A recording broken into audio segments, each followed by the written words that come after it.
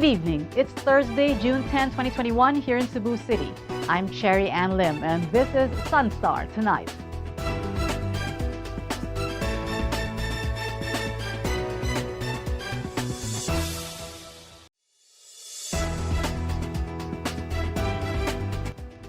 At least 11 hotels and resorts in Cebu have received approval from the Department of Tourism to operate as multi-use facilities, meaning they can be used for both quarantine and staycation. Chari Coronel reports. The Hotel, Resort and Restaurant Association of Cebu, or HRAC, said that there are 11 hotels and resorts, or 1,700 rooms, that were approved for multiple use by the Department of Tourism, or DOT. By multiple use, the property can be used for quarantine and staycation.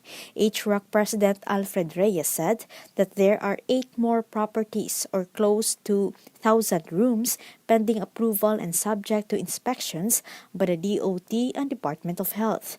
Reyes said that the multiple use approval is very timely, so they can now maximize the number of rooms that the hotel members allocated for arriving overseas Filipino workers and returning overseas Filipinos.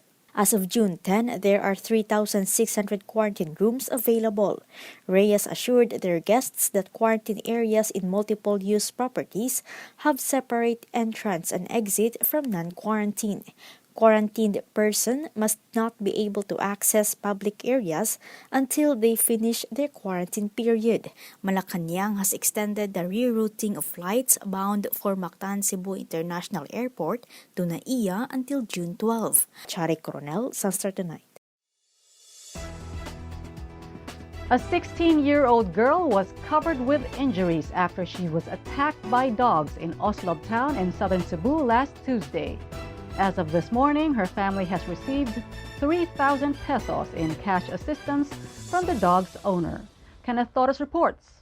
A 16-year-old girl was injured after she was attacked by 2 dogs while she was on her way to gather shellfish in Barangay Luok, Oslob Town, southern Cebu last June 8.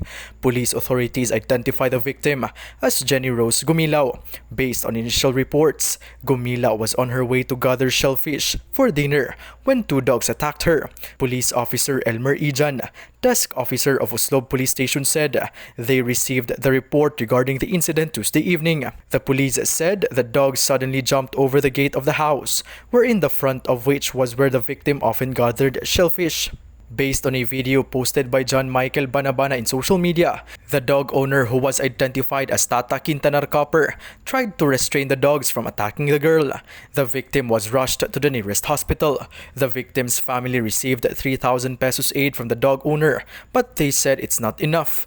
Police said reckless imprudence resulting in physical injuries, according to Anti-Rabies Act of 2007, will be filed against the dog owner upon failure to support the treatment of the victim. Kenneth Torres, SunStar Tonight.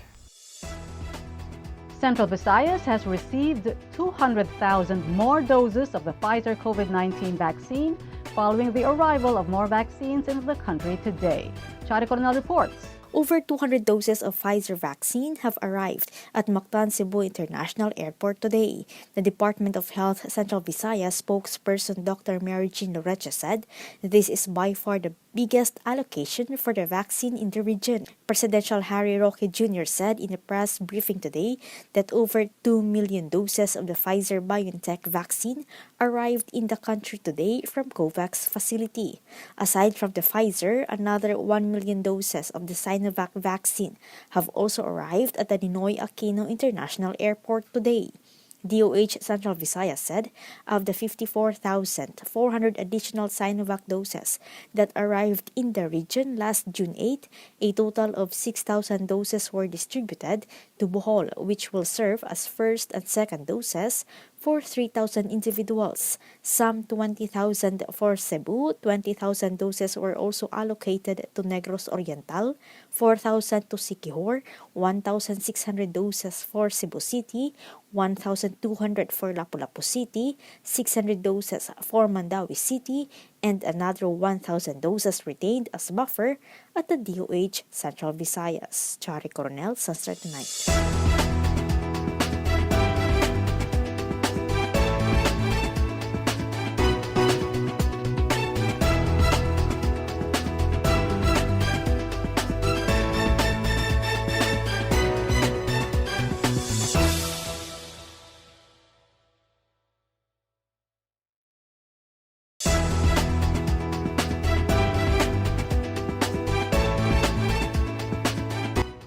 Cebuana skater Margielyn Didal has qualified for the women's street skateboarding events in the upcoming Tokyo Olympics. Kenneth Torres reports. Cebuana skateboarding sensation Margielyn Didal officially joined the Philippine delegation to 2021 Tokyo Olympics. World Skate announced that Didal has been qualified for the women's street skateboarding event following the conclusion of the World Championships Olympic qualification that was recently held in Rome.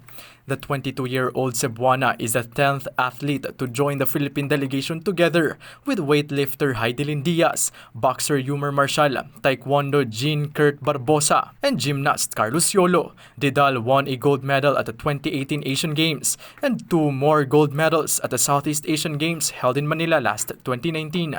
Tokyo Olympics will take place on July 23 to August 8 in Tokyo, Japan. Kenneth Torres, SunStar Tonight. To get the latest, visit www.sunstar.com.ph. Follow us on our YouTube channel and official social media accounts on Twitter and Facebook. I'm Cherry Ann Lim. Thanks for watching SunStar Tonight. See you again tomorrow. Good night.